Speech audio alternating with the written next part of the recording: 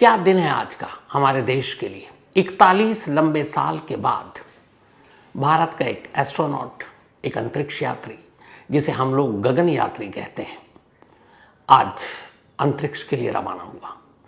और 28.5 घंटे बाद कल शाम थर्सडे को 4:30 बजे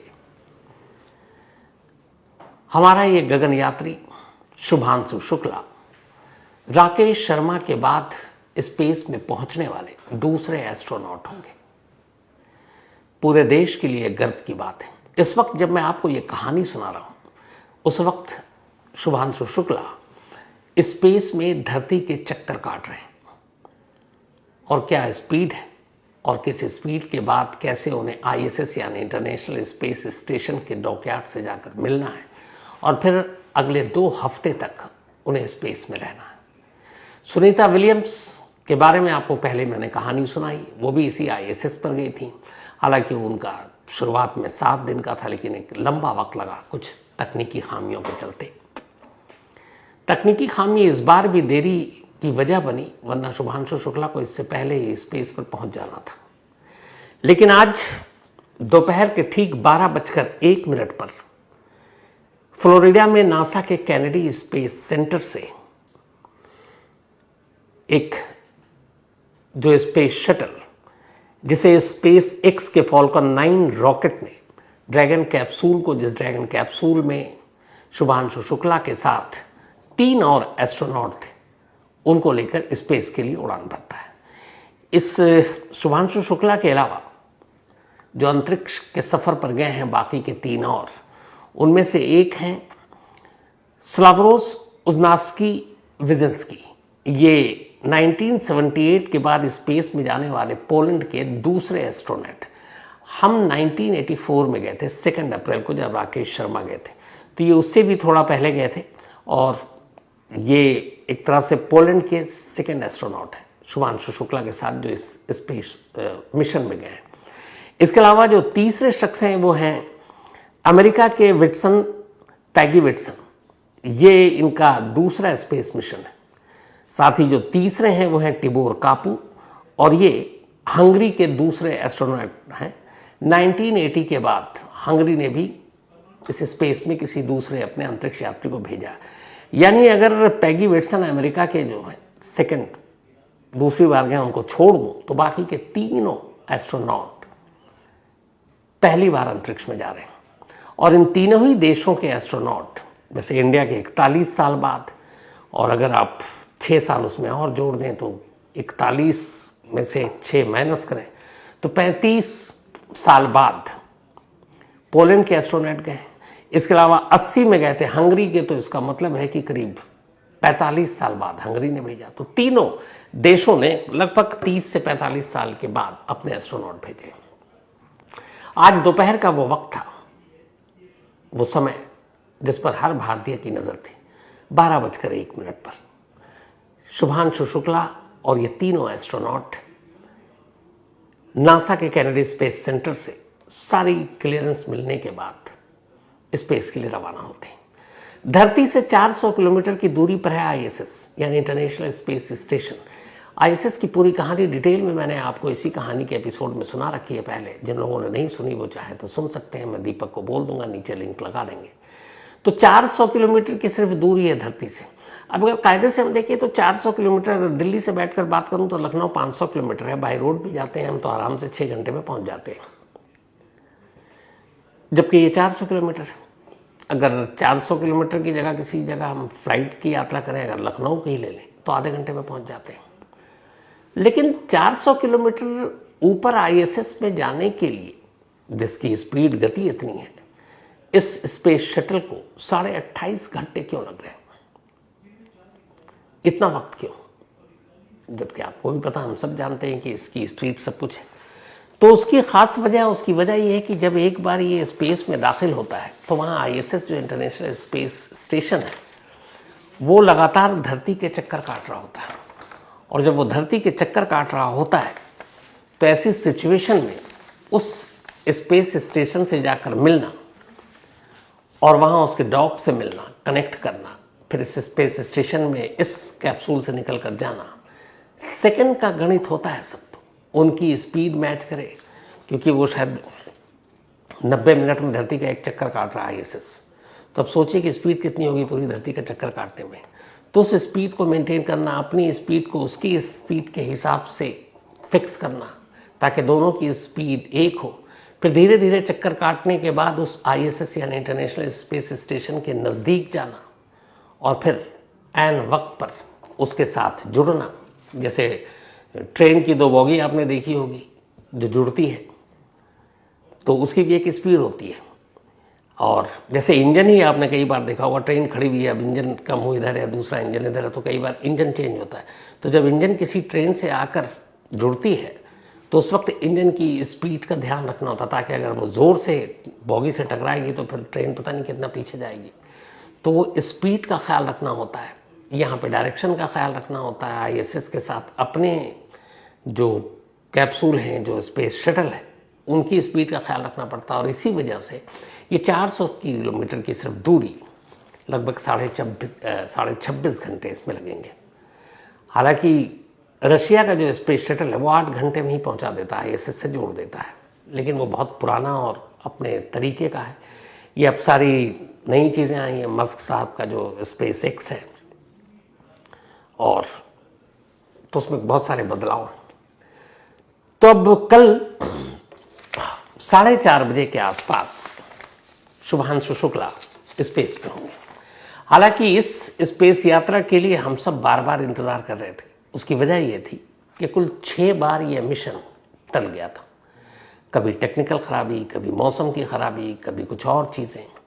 सबसे पहली बार 29 मई को जाना था शुभांशु शुक्ला और बाकी तीनों एस्ट्रोनॉट को इंटरनेशनल स्पेस स्टेशन पर, लेकिन 29 मई को ड्रैगन स्पेस क्राफ्ट पूरी तरह से तैयार नहीं, उसके कुछ लॉन्चिंग टाल दी गई, थोड़ी सी टेक्निकल दिक्कत थी। दूसरी तारीख 29 मई के बाद तय की गई 8 जून की। 8 जून को शेड्यूल किया गया, लेकिन तब रॉकेट लॉन्च के लिए तैयार नहीं था, उसमें कुछ इशू आ गया। तारीख 2 दिन बाद की तय की गई 10 जून को। 10 जून को फिर से मौसम खराब हो गया और मौसम खराब होने की वजह से इसकी लॉन्चिंग रोक दी गई। उसके बाद नेक्स्ट डे 11 जून की अगली तारीख फिक्स की गई इस स्पेस यात्रा के लिए, लेकिन इस बार भी थोड़ी सी दिक्कत आई, ऑक्सीजन लीक हो गई कैप्सूल में, इसलिए इसको टाल दिया गया। फिर तारीख तय की गई अगली 19 जून को। 19 जून को फिर मौसम जो है वो खराब, और मौसम खराब इसलिए उड़ना जोखिम भरा, तो 19 जून को भी इसको टाल दिया गया। और फिर छठी बार मिशन को 22 जून के लिए शेड्यूल किया गया था, 22 जून को जाना था, लेकिन 22 जून को भी कुछ इसमें गड़बड़ी पाई गई और यह हुआ कि थोड़ा सा रुक जाते हैं, और आखिरकार 25 जून की तारीख तय की गई और आज 25 जून, और 25 जून को तय वक्त पर कैनेडी स्पेस सेंटर से ये स्पेस शटल ISS के लिए उड़ान भरा। लगभग 8 घंटे से ज़्यादा हो चुके हैं स्पेस में, चक्कर काट रहे हैं, और स्पेस में जाने के बाद अभी अपनी मंजिल पर नहीं पहुंचे हैं, लेकिन शुभांशु शुक्ला ने एक मैसेज दिया है, और उस मैसेज में क्या कुछ कहा है पहले आप इसे सुनिए। नमस्कार मेरे प्यारे देशवासियों, वाटर राइड 41 साल बाद हम वापस अंतरिक्ष में पहुंच गए हैं और कमाल की राइड थी।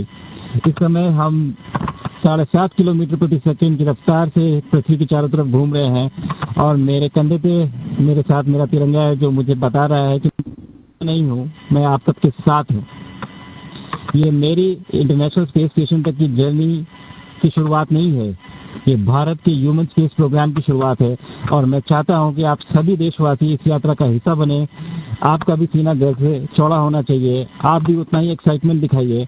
आइए हम सब मिलकर भारत के इस ह्यूमन स्पेस प्रोग्राम की जर्नी की शुरुआत करें। धन्यवाद। जय हिंद, जय भारत।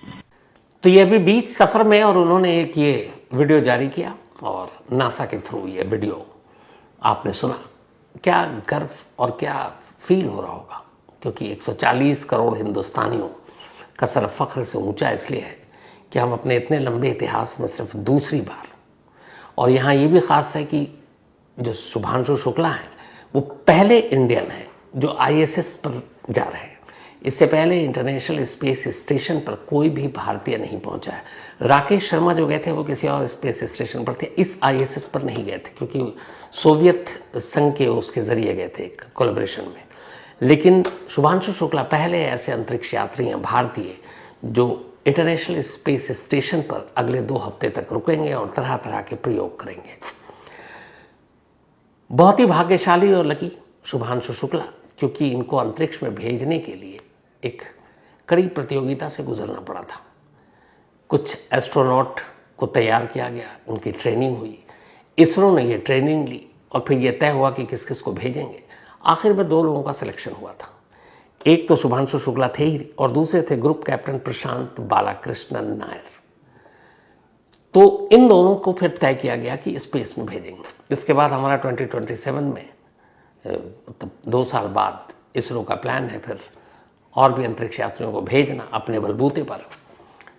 तो हो सकता है अगली बार भी शुभांशु शुक्ला जाए और साथ में प्रशांत बालाकृष्ण नायर। बट इस बार इन दोनों को चुना गया था कड़ी मतलब परीक्षण के बाद, कड़ी ट्रेनिंग के बाद। फिर इन दोनों की एक साथ ट्रेनिंग हुई थी। इनकी ट्रेनिंग के लिए इन्हें अलग अलग जगहों पे भेजा गया, ट्रेनिंग पे काफ़ी खर्चा आया। और ये 2 लोगों की एक साथ ट्रेनिंग इसलिए हुई थी कि ऐन वक्त पर अचानक कोई ऐसी बात ना हो जाए तो कम से कम दूसरा रेडी रहेगा। तो जाना था एक को, लेकिन एक साथ 2 की ट्रेनिंग हो रही थी, शुभांशु शुक्ला की भी और बालाकृष्ण नायर की भी। और ये सारी ट्रेनिंग पूरी हुई, लेकिन सब कुछ शेड्यूल के हिसाब से चला। तो आखिर में फिर शुभांशु शुक्ला, चूंकि वो प्राइम थे, पहले चॉइस वही थे, सेकंड ऑप्शन था नायर साहब का जो ग्रुप कैप्टन है इंडियन एयरफोर्स में।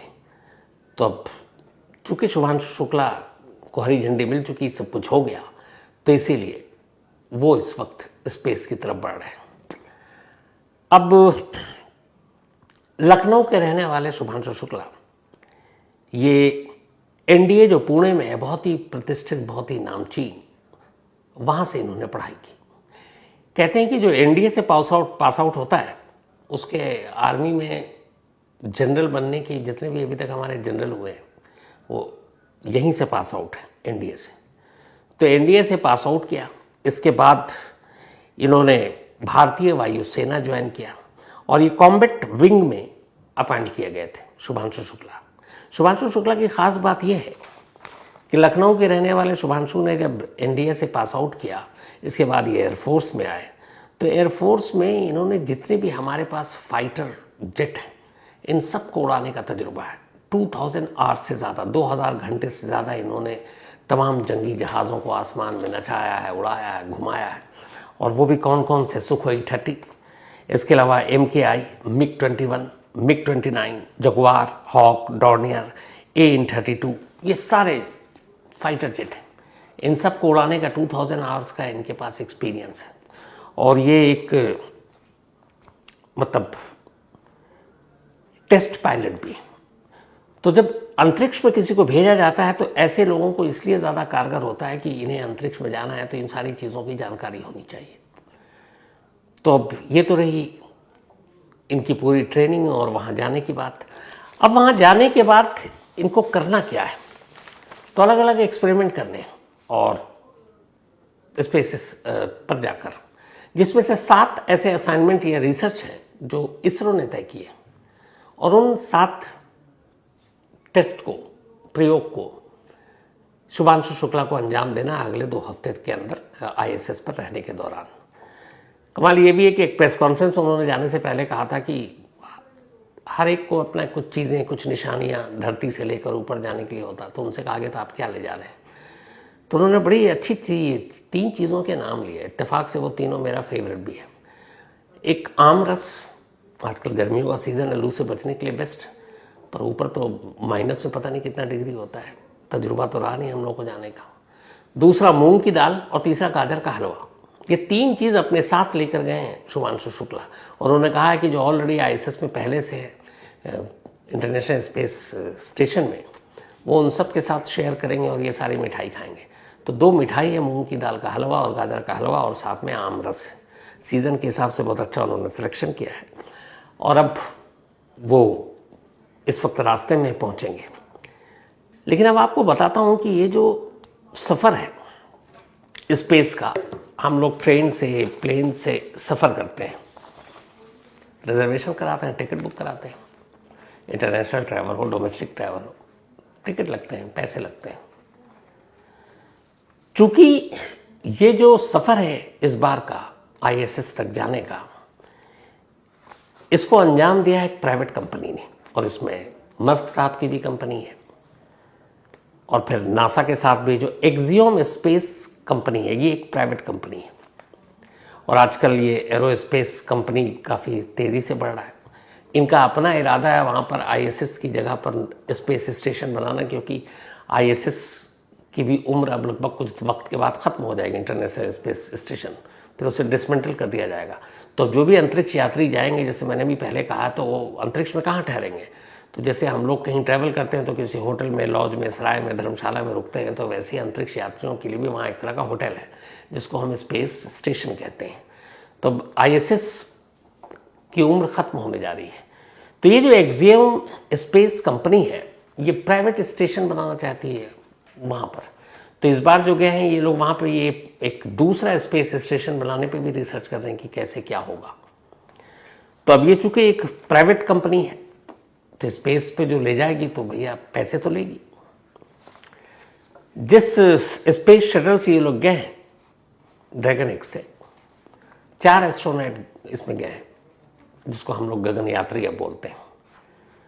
हर एक की फीस ली गई है, यानी पर सीट फीस है, रिजर्वेशन चार्ज।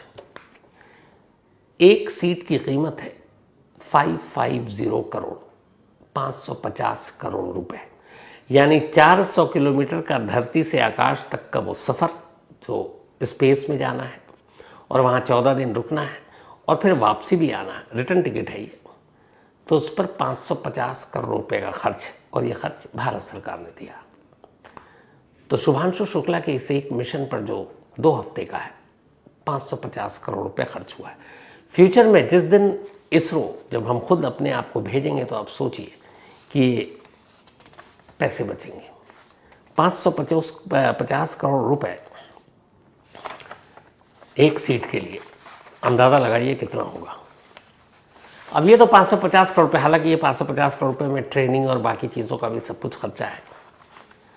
ये जो अब तस्वीर आप देख रहे हैं, जो पहन कर गए हैं स्पेस सूट, स्पेशल होता है वहाँ पे आप जाते हैं जब भी, इस स्पेस सूट की कीमत अंदाजन आपके हिसाब से क्या होगा, जो एक एस्ट्रोनॉट पहन कर गया है, ये जो शुभांशु शुक्ला ने पहना हुआ है? अंदाजा लगाइए कि कितने पैसे का होगा ये। करीब करीब 1500 करोड़ रुपए का है ये, 1500 करोड़। मतलब अगर हम ऐसे सोचे कि एक आदमी जो एक कपड़ा पहनता है, उसकी कीमत क्या होगी, हम लोग कितने का खरीदते होंगे? 2000, 3000, 4000, 5000, 10000, 15000, यही, इससे ज़्यादा क्या खरीदेंगे? 15,000 करोड़ का ये स्पेस सूट है, जो शुभांशु शुक्ला और बाकी के एस्ट्रोनॉट तीनों पहन कर गए हैं। तो अगर चारों का जोड़ो तो 60,000 करोड़ रुपए तो सिर्फ इनके सूट के हैं। अब आप कहेंगे भैया ऐसा क्या है? अच्छा, जो आजकल एवरेज आ रहा है ना सूट, 10 मिलियन से 22 मिलियन डॉलर तक के स्पेस सूट आते हैं। वो जो टिकट बताई ना आपको एक पर्स के हिसाब से 550 करोड़ रुपए, ये उससे अलग है स्पेस सूट का खर्चा। अब असल में ये स्पेस सूट की खासियत ये होती है कि कहते हैं कि ये अपने आप में एक पूरा स्पेस शटल ही है, सिर्फ सूट एस्ट्रोनॉट को पहनने के लिए जो पहना कर भेजा जाता है, अपने आप में स्पेस शटल है। इस सूट की कीमत ये, मतलब खासियत ये है कि -150 डिग्री टेम्परेचर, -150। सोचिए इंसान का क्या होगा अगर उसको बिना कपड़े के खड़ा कर दे, देखते ही देखते चीथड़े उड़ जाएंगे।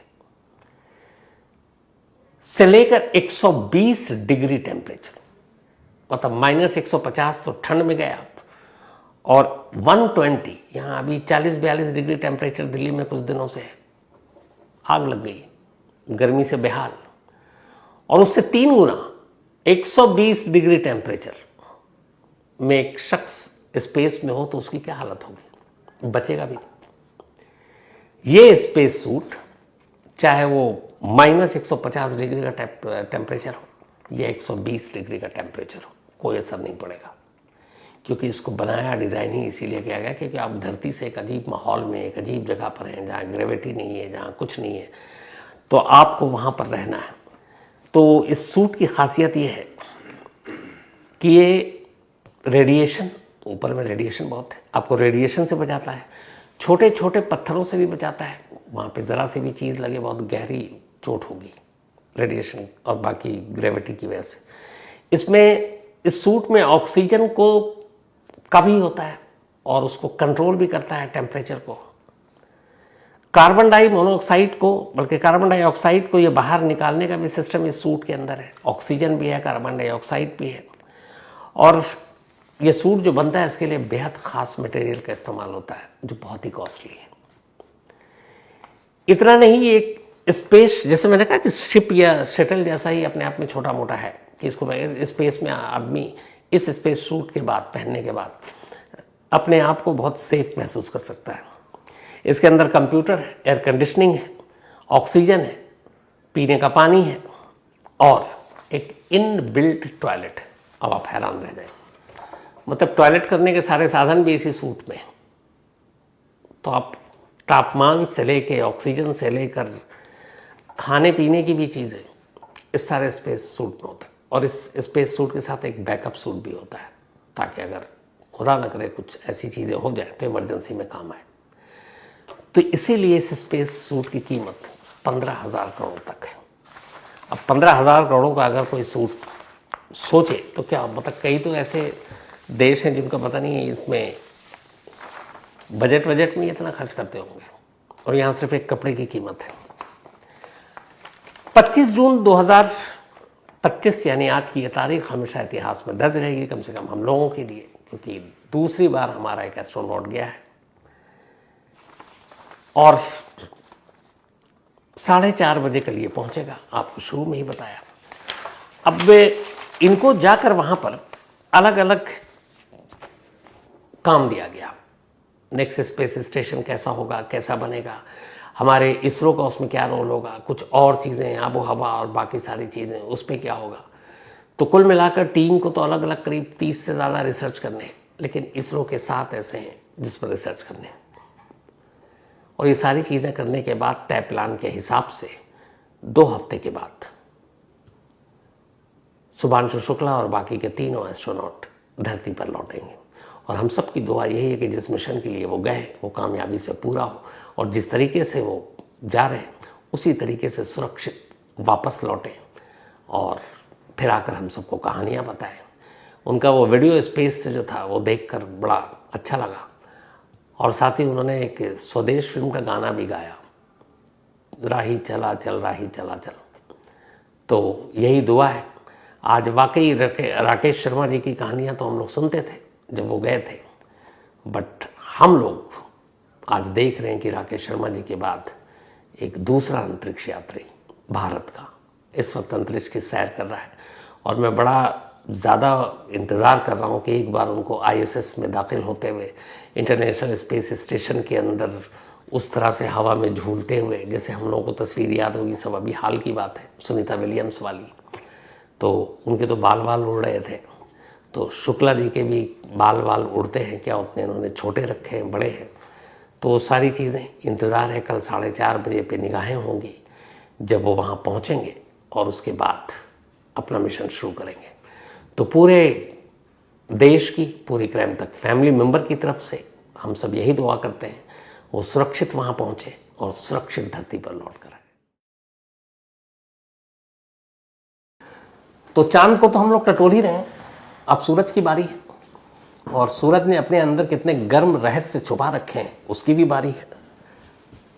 आदित्य 11 आज 11:50 पर लॉन्च हुआ। इसके बाद करीब 54 मिनट के बाद 12:54 पर ये पूरी तरीके से जो अपना रॉकेट था उससे जुदा होकर और अपने सफ़र पर निकल पड़ा।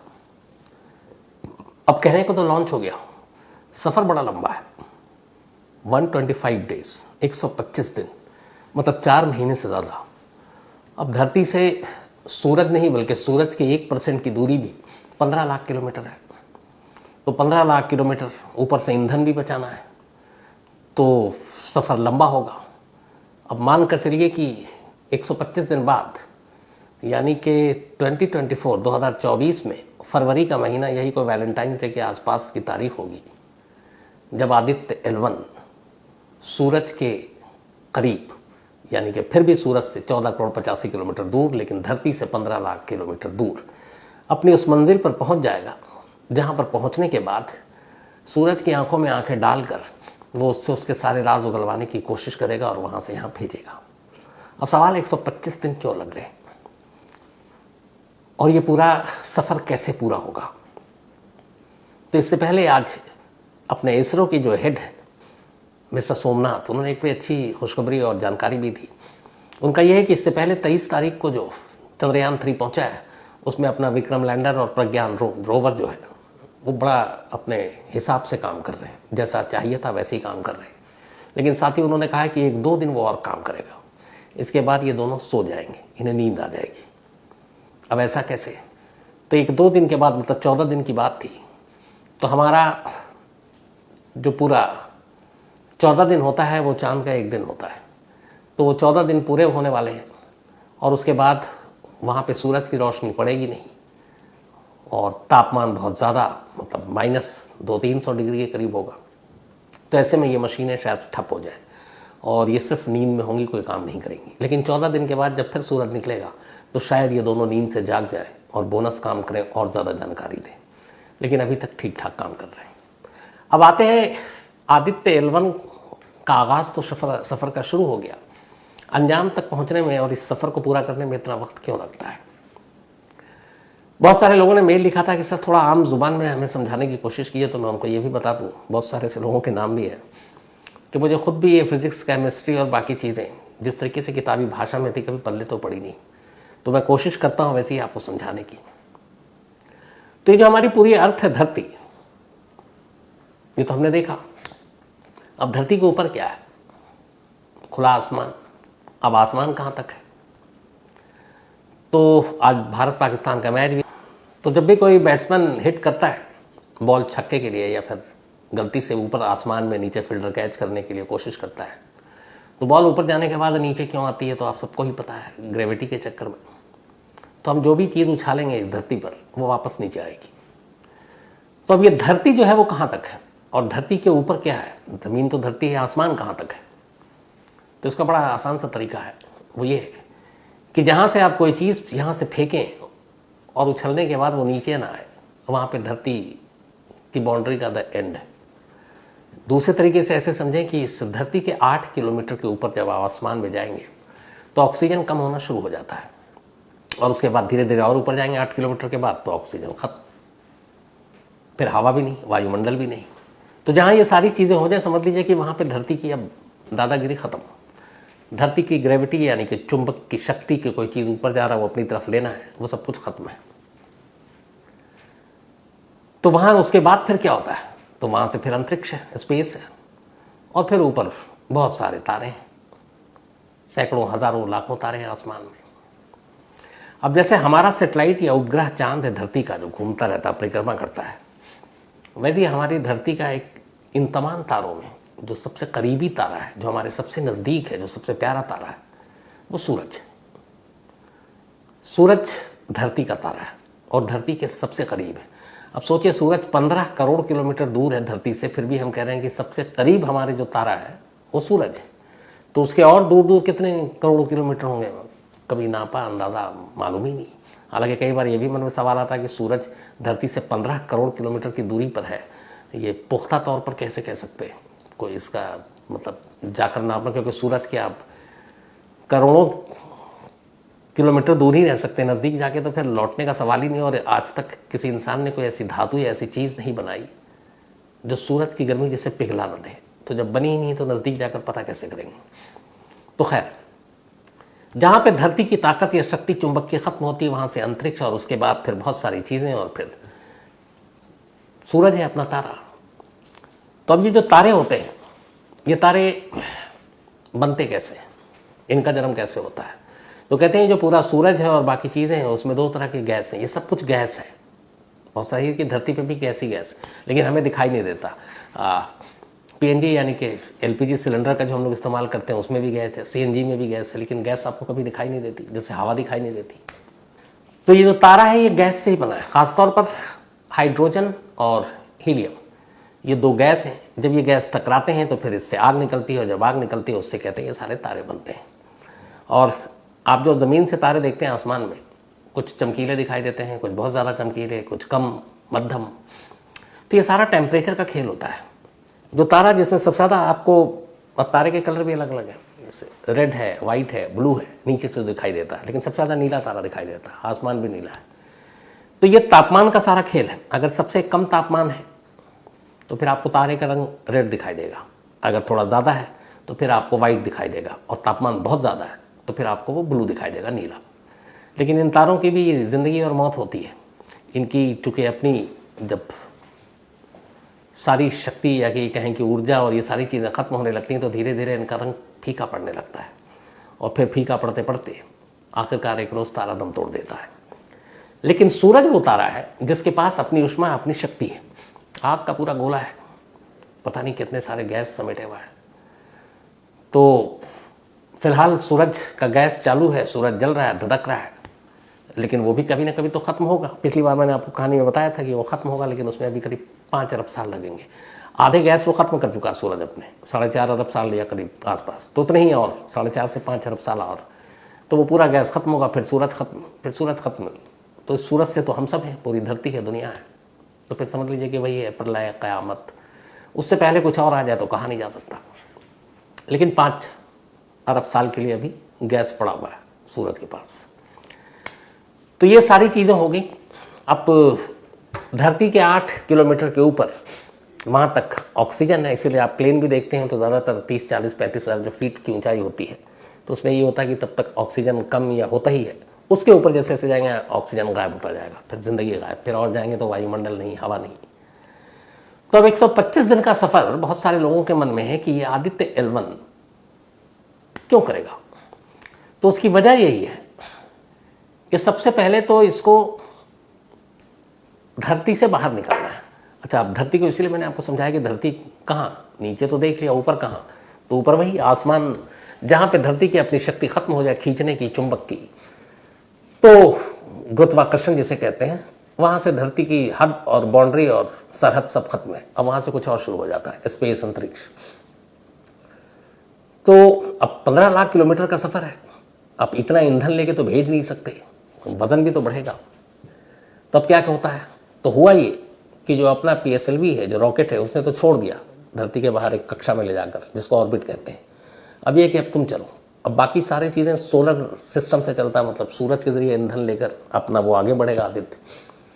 तो ये धरती की कक्षा के ऊपर ऐसी जगह पहुंचता है ऑर्बिट में, जहाँ से अब वो थोड़ी सी ग्रेविटी खत्म हो गई।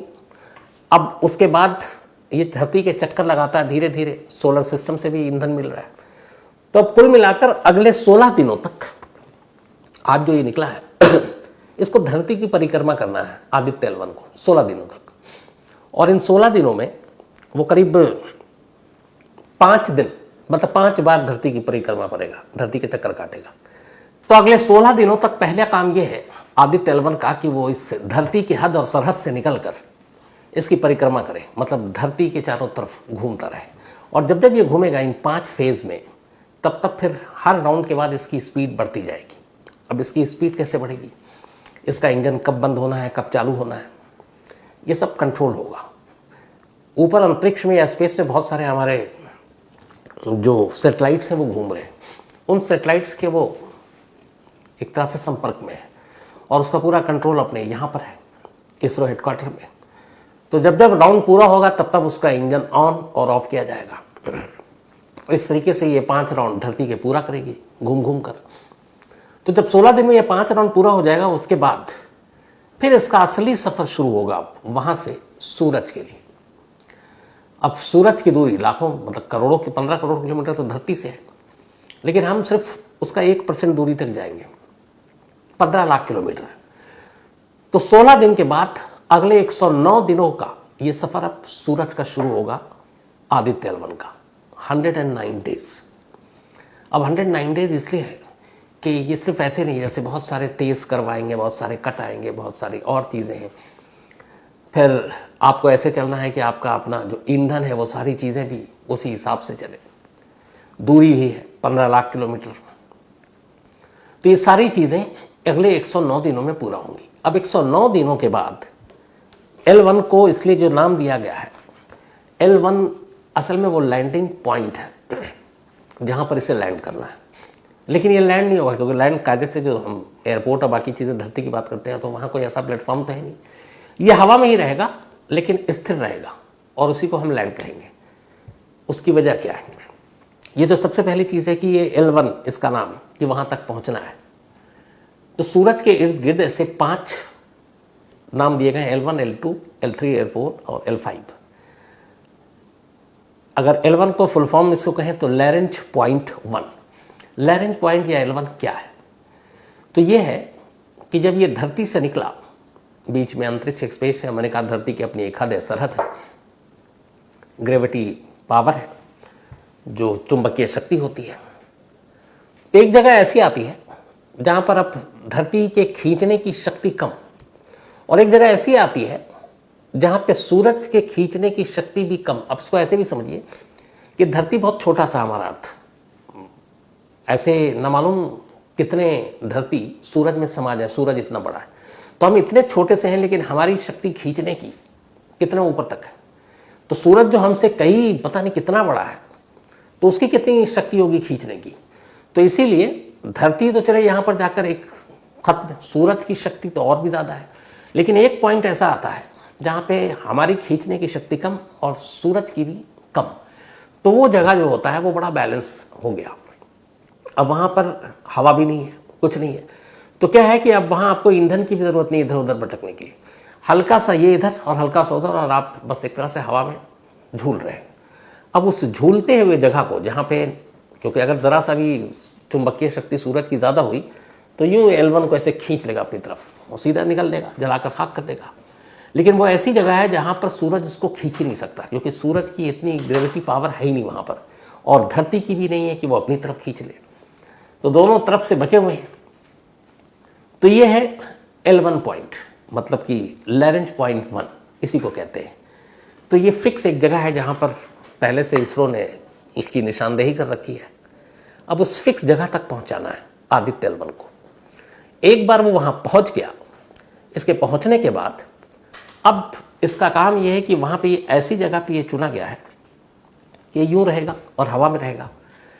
अब शक्ति इतनी दोनों तरफ से है, ना धरती से ना सूरज से, तब इसका काम ये है कि यूँ घूमता रहेगा और चारों तरफ घूम घूम कर एकदम बिल्कुल स्ट्रेट सूरज को घूरता और देखता रहेगा। और ये ऐसे पोजीशन पे होगा कि कभी भी आदित्य L1 की नज़रों से सूरज ओझिल नहीं होगा।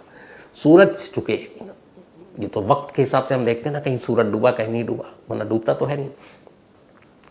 तो हर वक्त सूरज आदित्य L1 की नज़रों के सामने होगा, और वो 15 लाख किलोमीटर की दूरी पर पहुंचकर इस L1 पॉइंट या स्टेशन का है, वहाँ से वो सूरज को देखता रहेगा और सूरज की निगरानी करेगा, उसकी हरकतों पर नज़र रखेगा। फिर ये देखेगा ये इतना गर्म क्यों है, इतना गुस्से में क्यों रहता है, इतना उबलता खौलता जलता क्यों रहता है।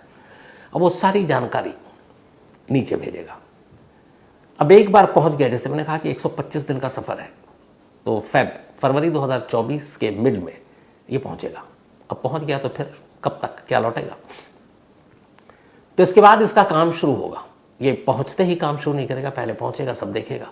उसके बाद जब वो डेटा भेजेगा उसमें भी करीब 15 से 20 दिन या 1 महीना लगेगा। मतलब फरवरी एंड या मार्च से अब इसरो काम शुरू करेगा उसकी दी हुई जानकारी पर, और अगले 5 सालों तक आदित्य L1 उसी जगह रहेगा। और अगले 5 सालों तक वो सूरज की एक तरह से चुगली खाता रहेगा और हमें बताता रहेगा कि देखो ये ऐसा है, ये ऐसा है, ये ऐसा करता है तो मौसम ऐसा होता है, ये ऐसा करता है तो ऐसे गर्मी होती है, यहाँ से ऊर्जा ऐसे मिलती है, यहाँ से ऊर्जा इस वजह से नहीं मिलती है। तो कब कब इसके मूड की वजह से क्या क्या होता है, इसके आग और शोलों की वजह से क्या क्या होता है। ऐसे एक तरह से कहें तो हम साइंटिफिक जुबान में नहीं, लेकिन अलग अलग आदित्य L1 तो पहुँच गया। अब इसके साथ 7 अलग अलग चीज़ें दी गई हैं। जैसे आप क्लिनिक में जाते हैं तो एक्सरे मशीन होता है, MRI होता है, CT स्कैन होता है, तो उसी तरह की वो चीज़ें इस आदित्य L1 के साथ हैं। जो वहाँ से तापमान से लेके कि उसके सतह बाहरी का एग्जैक्ट तापमान कितना बदलता है, इसका मूड मिजाज कैसे बदलता है, इसकी वजह से धरती पे और क्या क्या असर हो सकता है, इसकी वजह से ऊर्जा या एनर्जी में और क्या क्या हो सकता है। तो वो सारी चीज़ें सूरज के बारे में सूरज के पास रहकर आदित्य L1 को ढूंढना है और बताना है और फिर हमें भेजना है, ताकि उसके ज़रिए आने वाले वक्त में हम और बेहतर जो है, चूँकि सूरज सबसे ज़्यादा पावर का और इसका सोर्स है, पूरा जो अपना पूरी दुनिया क्या सारा ब्रह्मांड, तो इसलिए उसके बारे में राज जानना सबसे ज़रूरी है। तो 125 दिन के सफ़र के बाद काम शुरू करना और अगले 5 साल तक वहीं रहना और काम करना, ये है आदित्य L1 का काम। तो दुआ कीजिए कि वो सारा ये काम करे और सारी जानकारी दे, ताकि हम लोग भी, जिन लोगों को भी साइंस और इसमें थोड़ी सी भी दिलचस्पी है, उनके लिए बड़ा ये है कि ये आग का गोला, इसके अंदर कितने गैस, क्या कब कैसे, क्या राज है, क्या रहस्य है। तो रोमांचित मतलब करने वाली कहानी है। फिर इसके ज़रिए बाकी तारों की बारी आएगी, बाकी किस किस की बारी आएगी। ये देखिए अब तो आसमान खुला है और कहते हैं कि अब स्काई, पहले था ना कि स्काई इज़ द लिमिट, तो अब मुझे लगता है कि स्काई भी कोई लिमिट नहीं है।